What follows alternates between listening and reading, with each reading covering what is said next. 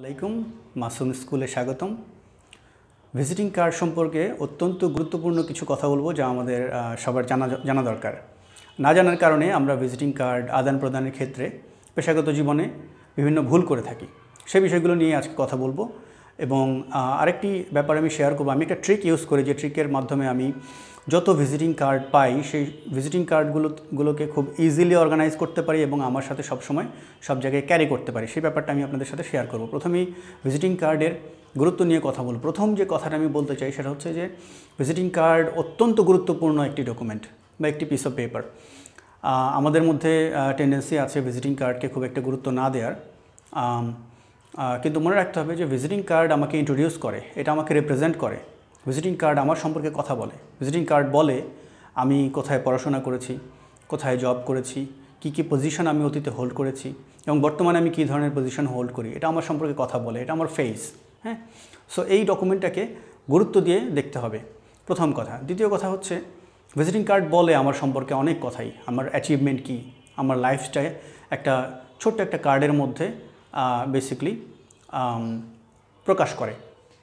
আচ্ছা, visiting card সম্পর্কে কিছু খুঁটিনাটি ব্যাপার যা আমাদের জানা দরকার, সেটা হচ্ছে যে ভিজিটিং কার্ড সবসময় যাতে প্রফেশনাল লুকিং হয়, আপডেটেড থাকে। অফিস অ্যাড্রেস বা ফোন নাম্বার বা ইমেল আইডি যদি চেঞ্জ হয় সেগুলো চেঞ্জ করে অলওয়েজ ভিজিটিং কার্ডটাকে আপডেটেড রাখা। এবং এটাকে আমরা যেরকম নিজেদেরকে যত্ন নিই, পরিষ্কার পরিচ্ছন্ন রাখি, তেমনিভাবে ভিজিটিং কার্ড আমরা যেটা মানুষকে দেব সেটাও যাতে সবসময় পরিষ্কার পরিচ্ছন্ন থাকে, নিট অ্যান্ড ক্লিন থাকে। ভিজিটিং কার্ডের কালার কম্বিনেশন নিয়ে পার্টিকুলারলি একটু মনোযোগ দেওয়া উচিত, যে কালারটা যাতে রুচিশীল হয়, ফন্টগুলো যাতে খুব বেশি বড় অথবা খুব বেশি ছোট না হয়, যাতে রুচিশীল এবং মার্জিত হয়, প্রফেশনাল লুকিং হয়। আরেকটা ব্যাপার হচ্ছে ইমেল আইডি নিয়ে অনেক কথা বলা দরকার। তারপর ছোট্ট করে বলি, আমরা যে প্রফেশনাল জীবনে যে ইমেল আইডিটা ব্যবহার করব সেটা যাতে অবশ্যই প্রফেশনাল হয়। I am a good guy at yahoo.com, I am a hot guy at yahoo.com, এই ধরনের ইমেল আইডি যাতে আমরা ইউজ না করি প্রফেশনাল লাইফ অন্তত।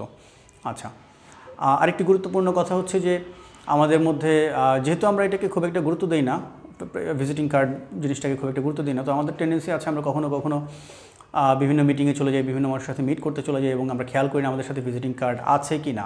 অলওয়েজ ভিজিটিং কার্ড আমার সাথে থাকতে হবে এবং কখনোই অজুহাত দেওয়া যাবে না যে ভিজিটিং কার্ডটা আমারটা প্রিন্টিংয়ে আছে বা ছাপানো শেষ হয় নাই বা বাসায় আছে আমি আনতে ভুলে গেছি, এই ধরনের অজুহাত দেওয়া যাবে না। এর মানে হচ্ছে যে আমি অর্গানাইজ না। যে ব্যক্তি অর্গানাইজ না তার সাথে কেউ বিজনেস করতে চাইবে না।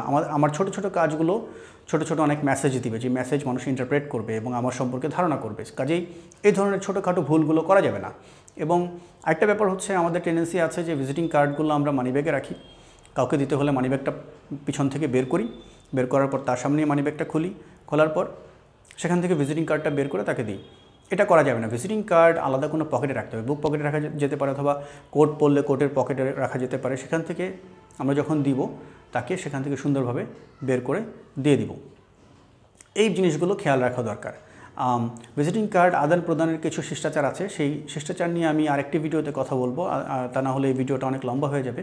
শুধুমাত্র আদান প্রদানের শিষ্টাচার নিয়ে আমি আরেকটি ভিডিওতে কথা বলবো। এই ভিডিওতে ভিজিটিং কার্ডের গুরুত্ব নিয়ে কথা বলছি। প্রথম ওভারঅল যে কথা আমি বলতে চাচ্ছি সেটা হচ্ছে যে ভিজিটিং কার্ড অত্যন্ত গুরুত্বপূর্ণ একটা ডকুমেন্ট, এটাকে হেলাফেলাভাবে দেখা যাবে না। আচ্ছা, এরপরে আসি ভিজিটিং কার্ড অর্গানাইজ করতে গিয়ে আমরা অনেক হিমশিম খাই। আমরা যেটা করি, কারোর সাথে পরিচিত হওয়ার পর আমরা যে ভিজিটিং কার্ডটা পাই সেটা আমরা ড্রয়ারে রেখে দিই বা মানি ব্যাগে রেখে দিই এবং পরবর্তী সেটা হারিয়ে যায়।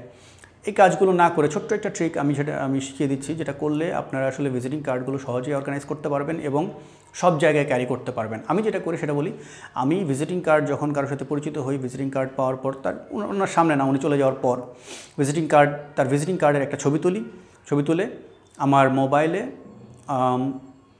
বিভিন্ন অ্যালবাম ক্রিয়েট করা আছে, যেমন টিচারদের অ্যালবাম আছে, লয়ারদের অ্যালবাম আছে, ব্যাংকারদের অ্যালবাম আছে, বিভিন্ন প্রফেশন অনুযায়ী অ্যালবাম আছে। তো উনি যদি টিচার হন, আমি টিচারদের অ্যালবামে ওনার ভিজিটিং কার্ডটা রেখে দিই। তাতে করে যেটা হয়, আমি যেখানে যাই না কেন মোবাইল ফোন যেহেতু আমার সাথে থাকে, সেহেতু ভিজিটিং কার্ডগুলো অলওয়েজ আমার সাথে থাকে, হারানোর ভয় থাকে না। আর এই ট্রিকটা যারা ইউজ করবেন তারা দুইটা জিনিস খেয়াল রাখবেন। প্রথমত, ওই ব্যক্তির সামনেই কাজটা করবেন না, যে ছবি তুললাম এবং ভিজিটিং কার্ডটা ফেলে দিলাম, এটা তার সামনে করা উচিত না। উনি চলে যাওয়ার পর করেন, ভিজিটিং কার্ডের ছবি তুলেন, তারপর ভিজিটিং কার্ডটা আপনি ইচ্ছা করলে ফেলেও দিতে পারেন অথবা কোথাও অর্গানাইজ করে রেখে দিতে পারেন, কোনো একটা বক্সে রেখে দিতে পারেন।